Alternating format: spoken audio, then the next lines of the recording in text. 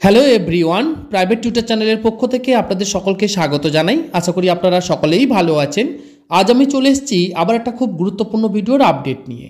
কারোর মৃত্যুর পর তার প্যান, আধার, ভোটার কার্ড, পাসপোর্ট কি করবেন, বিভ্রান্ত না হয়ে সঠিক জানুন। যেই ডকুমেন্টসগুলো যদি থাকে, যদি কেউ মারা যায়, তার যদি অবর্তমানে যে ডকুমেন্টসগুলো যেগুলো মিসইউজ হতে পারে, সেগুলোকে আপনারা কিভাবে কি কাজ করবেন, কিভাবে সেগুলোকে আপনারা ইনঅ্যাক্টিভেট করবেন, সমস্ত কিছু আমি দেখাবো এই ভিডিওতে।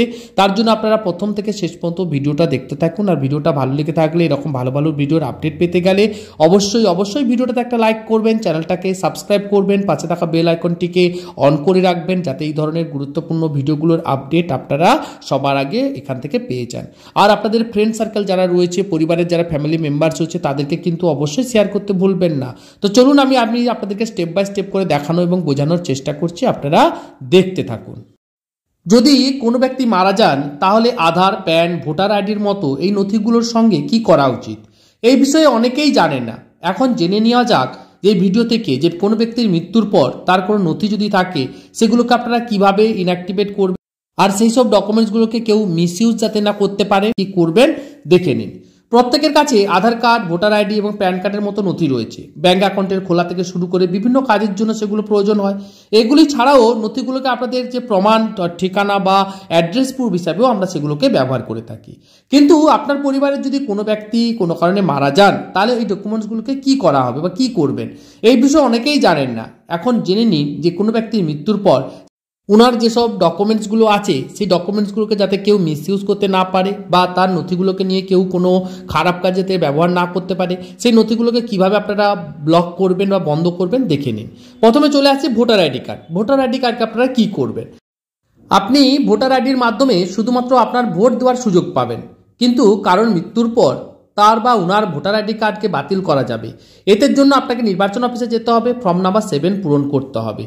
ঠিক আছে, এবার কি করতে হবে? শুধু ফর্ম নাম্বার 7 পূরণ করলে হবে না।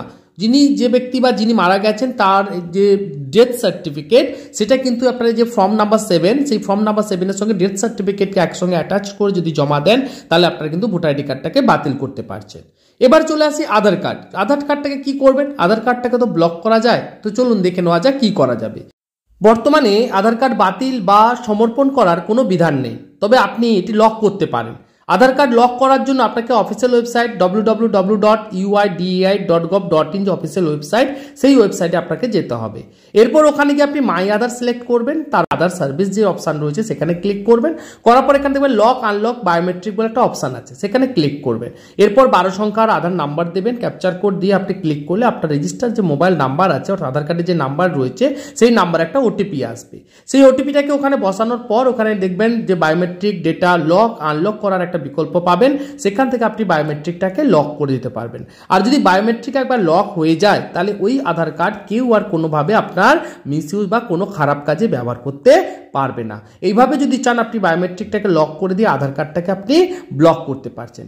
এছাড়া যদি কোনো ব্যক্তির মৃত্যুর আগে আধারের মাধ্যমে কোনো প্রকল্প বা ভর্তুকি সুবিধা গ্রহণ করে থাকেন, তবে সংশ্লিষ্ট বিভাগে গিয়ে ব্যক্তির মৃত্যুর বিষয়ে অবহিত করা উচিত, অর্থাৎ ডেথ সার্টিফিকেট দিয়ে আপনি সমস্ত রকমের যে পরিষেবাগুলো পান সেগুলোকে বন্ধ করতে হবে। চলুন এবার দেখা যাক প্যান কার্ড। প্যান কার্ডটাকে আমরা কি করতে পারবো, চলুন আমি আপনাদেরকে দেখানো এবং বোঝানোর চেষ্টা করছি। আয়কর প্রদান ছাড়াও ব্যাংক এবং ডিমান্ড অ্যাকাউন্ট খোলার জন্য অনেকের কাজের জন্য প্যান কার্ডের প্রয়োজন হয়। কিন্তু প্যান কার্ডধারী যদি মারা যান, তাহলে পরিবারের সদস্যদের তার প্যান কার্ডটাকে কিন্তু সমর্পণ করতে হয়, অর্থাৎ সারেন্ডার করতে হবে, যাতে ওই প্যান কার্ডটা আর কেউ ব্যবহার করতে না পারে। এর জন্য মৃতের পরিবারের সদস্যদের আয়কর দপ্তরের সঙ্গে যোগাযোগ করতে হবে। কার্ড সমর্পণের আগে মৃত ব্যক্তির সমস্ত অ্যাকাউন্ট অন্য ব্যক্তির নামে স্থানান্তর করতে হবে বা বন্ধ করে দিতে হবে, যাতে পরবর্তীতে এই কাজ করতে কোনো সমস্যা না হয়।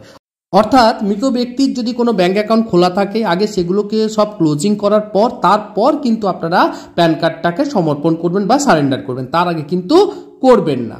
তো চলুন এবার আমি দেখাই, যদি পাসপোর্ট থাকে আপনার, যদি পাসপোর্ট থাকে সেটাকে আপনারা কি কাজে বা কিভাবে বন্ধ করবেন। আধার কার্ডের মতো পাসপোর্টেরও বাতিলের কোনো বিধান নেই। এর মেয়াদ শেষ হওয়ার পর এটি স্বয়ংক্রিয়ভাবেই কিন্তু অবৈধ হয়ে যায়, তখন কিন্তু আর এই কার্ডটার কোনো বা এই পাসপোর্টের কোনো ভ্যালু থাকে না। এর একটা লাইফ টাইম, অর্থাৎ একটা পিরিয়ড থাকে, যে পিরিয়ড পর্যন্ত এর অ্যাক্টিভেশন থাকে। এমন পরিস্থিতিতে ওই ব্যক্তির পাসপোর্ট তার মেয়াদ শেষ হওয়ার পর্যন্ত নিরাপদে রাখা উচিত, যাতে এটি ভুল করেও কারোর হাতে না চলে যায়, তাতে কিন্তু অনেক বড় সমস্যায় পড়তে পারে।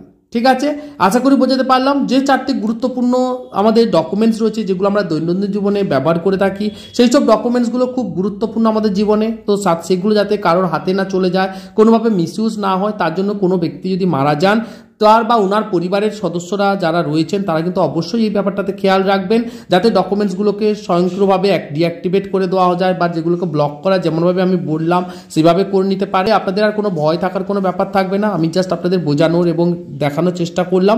কে নিন, বুঝে নিন। আর ভিডিওটা থেকে যদি উপকৃত হয়ে থাকেন, ভিডিওটা যদি ভালো লেগে থাকে, এরকম যদি ভালো ভালো ভিডিও আরও পেতে চান তাহলে কিন্তু অবশ্যই ভিডিওটাতে একটা লাইক করবেন, চ্যানেলটাকে সাবস্ক্রাইব করবেন, পাশে থাকা বেল আইকনটিকে অন করে রাখবেন যাতে এই ধরনের গুরুত্বপূর্ণ ভিডিওগুলোর আপডেট আপনারা এখান থেকে পেয়ে যান।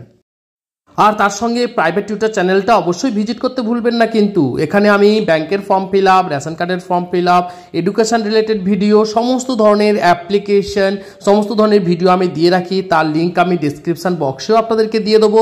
আপনারা অবশ্যই ডিসক্রিপশন বক্সটাও একবার ভিজিট করবেন।